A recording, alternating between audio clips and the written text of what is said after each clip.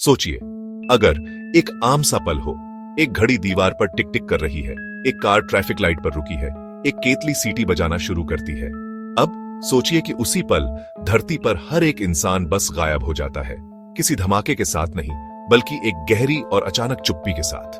Traffic का शोर बंद हो जाता है, आवाजों की गूंज कुछ भी नहीं रह जाती, हमारी विशाल ग्लोबल मशीन की गुनगुनाहट रुक जाती है। इसके बाद जो कहानी आती है वह हमारी नहीं, बल्कि उस दुनिया की है जिसे हमने पीछे छोड़ दिया।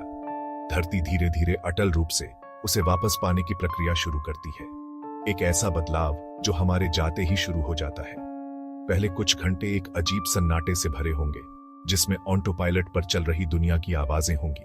खाली गगनचुंबी इमारतों में लाइटें जलती रहेंगी, ऑटोमेटेड ट्रेनें चुपचाप खाली स्टेशनों में सरकेंगी, पालतू जानवर खामोश घरों में भ्रमित होंगे, ग्रह के सिस्टम तेजी से लड़खड़ाएंगे, पावर ग्रिड फेल हो जाएंगे, शहर के ब्लॉक एक एक करके अंधेरे में डूबेंगे। पूरा ग्लोब फिर प्राकृतिक चांद तारों की चमक में लौटेगा।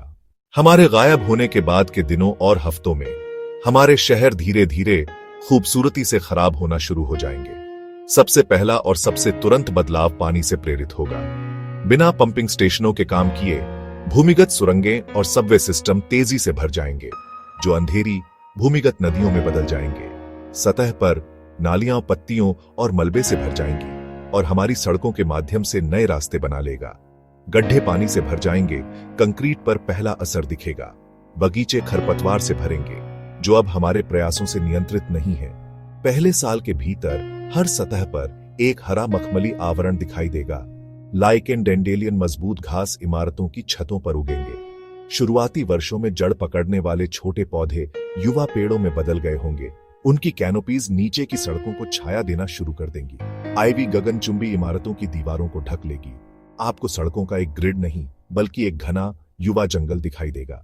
इंसान के जाने के बाद दुनिया के जीवों को अभूतपूर्व पैमाने पर आजादी मिलेगी। सबसे पहले जिन जानवरों को हम अपने पास रखते थे, उन्हें फायदा होगा। पालतू कुत्ते झुंड बना लेंगे, बिल्लियां प्राकृतिक शिकारी पनपेंगी, उनकी आबादी तेजी से बढ़ेगी। बाड़ों से आजाद हुए खेत के जानवरों को एक कठोर वास्तविकता का सामना करना पड़ेगा, जबकि कुछ जैसे सूअर जंगली अस्तित्व के लिए अच्छी तरह से अनुकूल हो सकते हैं, अन्य निर्भरता के लिए पाले गए संघर्ष करेंगे। वन्य जीवों के लिए उनके सबसे बड़े प्रतिस्पर्धी और शिकारी का गायब होना एक मोड़ होगा। विस्तार तेज और साहसिक होगा। हिरणों के झुंड उन जगहों पर चरते हुए देखे जाएंगे जो कभी उपनगरीय पार्क और शहर के चौक थे। कोयोट छोड़ी हुई इमारतों में घोंसला बनाएंगे लोमड़ियां भी। उनकी आवाजें गगनचुंबी इमारतों के बीच गूंजेंगी। भालू सुनसान मुख्य सड़कों पर घूमते हुए दिखेंगे, जिससे हमारी बुनियादी ढांचे द्वारा कभी खंडित हुई आबादी फिर से जुड़ सकेगी और नए क्षेत्रों में फैल सकेगी। समुद्र भी हमारी अनुपस्थिति को गहराई से महसूस करेंगे। भेल की आबादी सदियों के शिकार से उबरकर फिर से बढ़ जाएगी। प्रवाल भित्तियां धीरे धीरे अपने जीवंत रंग वापस पाना शुरू कर देंगी। मछली का भंडार अविश्वसनीय दर से फिर से भर जाएगा। जिस पल इंसानी उद्योग रुक जाता है, धरती का वातावरण खुद को साफ करने की एक अद्भुत प्रक्रिया शुरू कर देगा। बस कुछ ही दिनों में धुआं छौंट जाएगा, धुंध छौंट जाएगी, बारिश से धुल जाएगा, हवाओं से साफ हो जाएगा। हवा ताजी हो जाएगी, दृश्यता कई मील तक बढ़ जाएगी। यह वायुमंडलीय सफाई जलवायु पर गहरा प्रभाव डालेगी। बदलाव धीमे होंगे, कारखाने बंद होंगे, कार्बन डाइऑक्साइड उत्सर्जन रुक जाएगा, महासागर इसे अवशोषित करेंगे, फैलते जंगल भी अवशोषित करेंगे। नदियां फिर साफ बहेंगी, मछलियां वापस आएंगी, पर प्लास्टिक हजारों साल तक रहेगा। माइक्रोप्लास्टिक्स बने रहेंगे। परमाणु कचरा कंक्रीट कब्रों में बंद सहस्राब्दियों तक रेडियोधर्मी रहेगा। कुछ रासायनिक प्रदूषक मिट्टी और पानी में सदियों तक रहेंगे। प्रकृति हरा कंबल बिछाएगी। हम बिना इस काल्पनिक दुनिया को देखने से एक गहरा और विनम्र सच सामने आता है। धरती को हमारी जरूरत नहीं है, लेकिन हमें इसकी बहुत जरूरत है। यह कला, यह संगीत, यह साहित्य खो देगी। यह वैज्ञानिक खोज के आश्चर्य, ब्रह्मांड को समझने की खोज और उस करुणा को खो देगा जो हमें एक दूसरे की रक्षा करने के लिए प्रेरित करती है।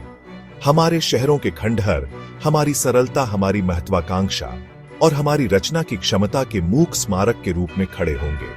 हम धरती पर एकमात्र ऐसी प्रजाति हैं जो अपने अस्तित्व पर विचार करने की क्षमता रखती है, सूर्यास्त की सुंदरता की सराहना कर सकती है, और अपनी दुनिया के भविष्य के बारे में सचेत विकल्प बना सकती है। अगर हम अपना प्रभाव कम कर सकते हैं, अगर हम प्रकृति को वह जगह और समय दे सकते हैं जिसकी उसे जरूरत है, तो वह ठीक हो सकती है और होगी। हमें बस अलग तरह से जीना सीखना होगा। हमें खुद को इस ग्रह के स्वामी के रूप में नहीं, बल्कि इसके संरक्षक, इसके माली और इसके सबसे सचेत और जिम्मेदार निवासियों के रूप में देखना चाहिए। जिस पद चिन्ह को हम छोड़ते हैं, उसे समझकर हम हल्के ढंग से चलना सीख सकते हैं। चुनाव हमारा है, जीवन की समृद्ध टेपेस्ट्री का भविष्य अभी के लिए इंसानी हाथों से बुना हुआ है।